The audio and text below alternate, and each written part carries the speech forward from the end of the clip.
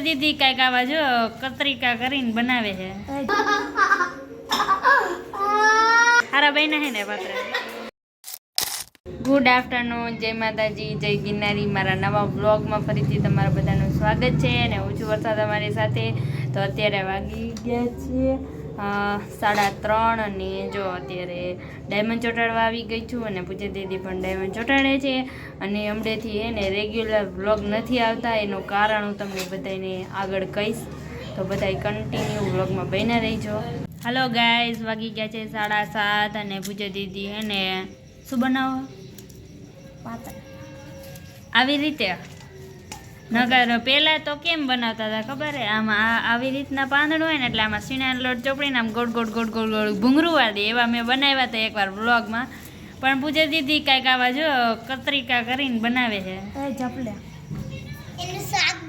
શાક બનાવો, પાત્રાનું શાક બનાવવાના હે, એ પણ તમે બધા કન્ટિન્યુ વ્લોગમાં બન્યા રહીજો, એ પણ જોઈજો કેવું બને છે.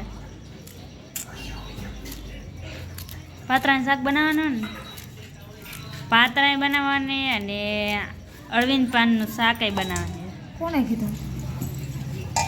પપ્પાએ એવું કીધું તું મને. હોય હું એવું કઈ નથી બનાવતી. પપ્પાએ કીધું તું. પપ્પા ભલે ને કહેતા હોય. આજે એટલે પપ્પાની ફરમાઈશ તો પૂરી કરવી પડે ને, બધાની ફરમાઈશ પૂરી કરો તો પપ્પાની ન કરો તમે. પપ્પા મને ખબર હે ને પપ્પા ન ખાવું. પપ્પાએ એમ કીધું કે એને અડધાના ને ઢોકળા બનાવવાના. જો ઢોકળાનું શાક બનાવે નથી ખબર. ઢોકળાનું શાક તો હું વઘારું નહીં, ખાલી બાફું જ તેમ. હા હાલો તો બધા કન્ટિન્યુ બ્લોગમાં બન્યા રહેજો. આ કહેવાય રિબિન્સ. વેતીન થાને રિબિન્સ જ છે.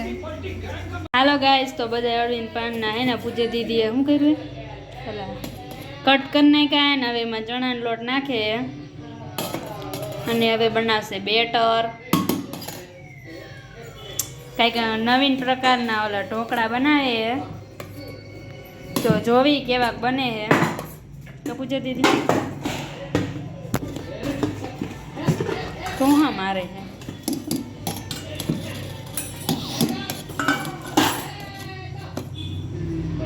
હવે નાખીએ છીએ હળદર ને જીરું અને મરચું અને ગાઈઝ હવે નાખી દીધું છે મીઠું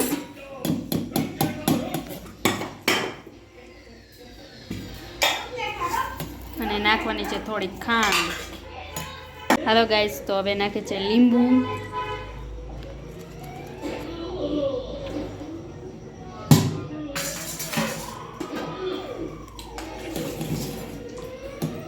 હાલો ગાઈસ, તો હવે પૂછે દીદી જો આપણે મરચું સુધારીને નાખે.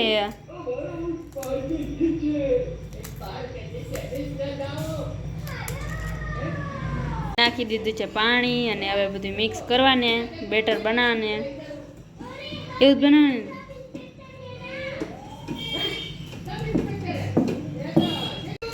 હાલો ગાઈસ, તો હવે પૂજા દીદી બેટર બનાવે છે.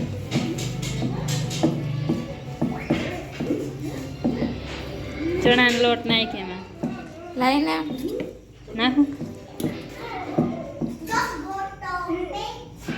અભી નાખ લે હજી નાખ. અમે બે બેનો રસોઈ કરવા આવી ગઈ અને પછી હમણાં મારે રોટલાય બનાવવાને. હવે નાખો ભજીયા બનાવી નાખ નાના. હવે નાખ થોડોક. એક તો ચણાનો લોટ ખાલી થઈ જવાનો.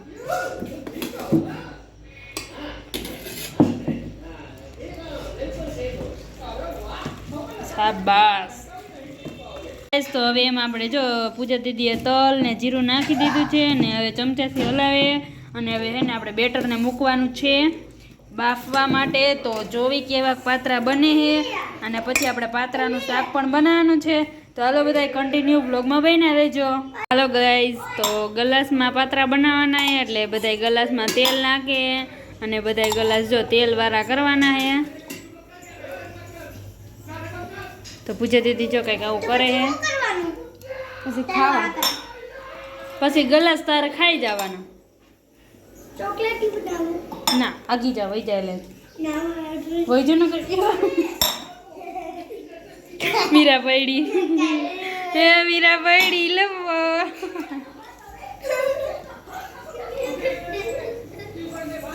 બોલ તો ફોન કરીશ.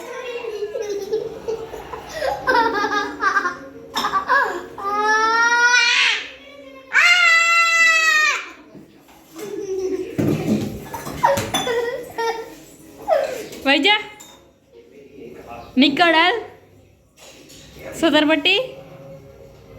તો ગાઈસ તો પૂજા દીદી જો કંઈક આવું કરે ગલાસમાં આવે ને બધું બેટર નાખવા માંડ્યા છે.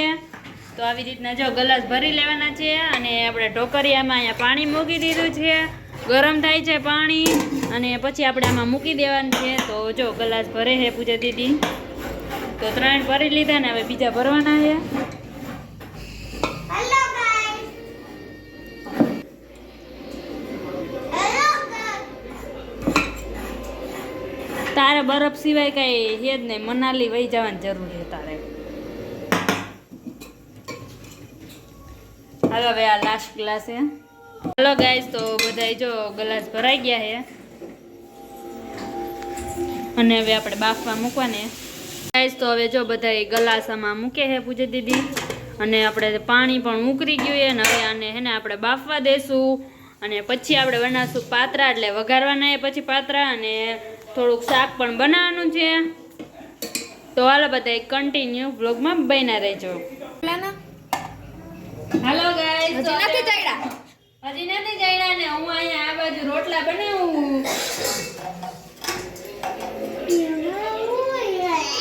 ગાઈસ તો આ જો બફાઈ ગયું છે અને હવે પૂજા દીદી ગલાસમાંથી કાઢે છે અને પછી ગોળ કટ કરવાનું છે અને બહુ સરસ મજા અત્યારે જ બની ગયા. હમણાં વઘાર કરી ચાલે રાહ જોવો બધા કન્ટિન્યુ બ્લોગમાં બને લેજો. એટલે ગાઈસ રોટલા બની ગયા છે અને પૂજા દીદી જો કટ કરે છે હવે ગોળ ગોળ. મમ્મી અહીંયા જો મરચાં સુધારે છે અને અહીંયા બનાવે છે પાત્રાનું શાક અને આ બાજુ મમ્મી વઘારશે હવે.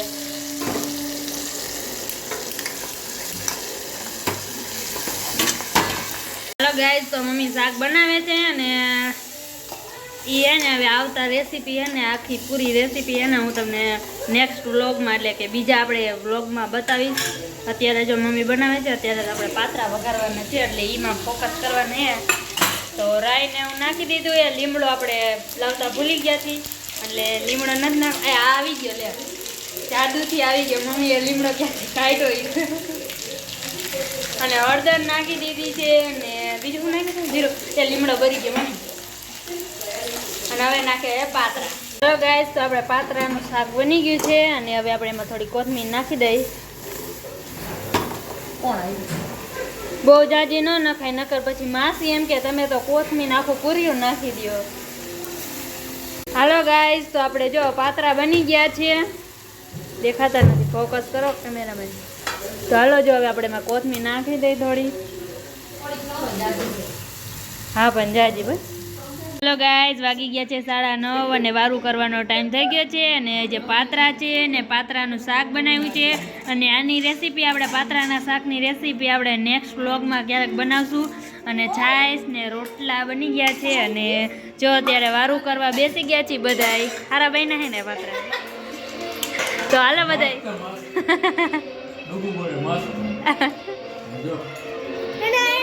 તો હાલો બધાય આવી જાવ વારું કરવા.